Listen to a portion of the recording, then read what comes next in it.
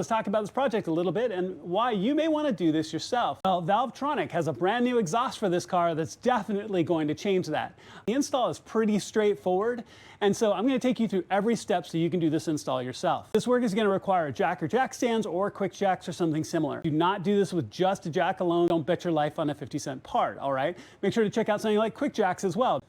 So let's jump in, let's get started. I'm going to show you what it looks like underneath. All right, y'all, so let's take a look at what we have here underneath. Now, this particular Z4 already has an aftermarket back box on it, so we'll talk about that a little bit, but the process is going to be essentially the same as we go through the install. Now, as we work our way up the line, you can look at these big support strut bars. We're going to be talking about these as well in a second, and working around these. So you can see when you work all the way up, where your single channel mid pipe comes down, splits into the two paths. You have your cross brace here in the center. We work our way up the car. We have our center hanger here, and we have our upper V-band clamp right here that holds us all into place. And unlike a lot of BMW exhausts, this is not like a flange clamp. This is more like a V-band that sleeves onto your downpipe.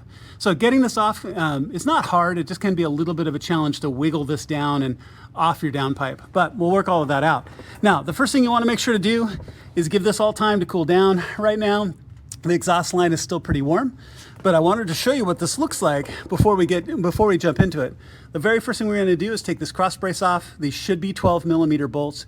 You can do this really easily. So 1, 2, 3, 4, 5, 6, 7, 8. We'll go ahead and take those off, and then I'm going to walk you through the rest of the process. So a couple of things to talk about when you do this install. You can see these large 16mm bolts and then the big arms that go out underneath. Now, this exhaust is already cut and has these slip sleeves right here, but there is a dotted line dimple that goes around the exhaust pipe right here where it's already been pre-cut. I'll show you what those tracks look like in just a second, but there's one here and one on that side, and we'd be cutting here. Now, even if you look at the BMW TIS, if they were going to take down, like if you're at the dealership and they were going to take down your mid pipe, they actually would cut it right here along these dimples. You won't see me cut these simply because they already are. Okay. You can also see there's a dimple line right here as well, and that just depends on where you make these changes. You can either use this dimple line or the one that's in the middle. This is already cut, so we're going to use the one in the middle. One thing about cutting your exhaust, you're going to want to use something like a hacksaw or a sawzall. I'm a big fan of a hacksaw with a fresh metal blade.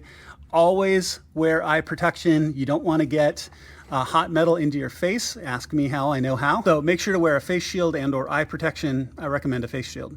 So one of the very first things we're going to do is we're going to take the cross brace off, and then we're going to cut along these dimples. I'll show you what it looks like when it's done.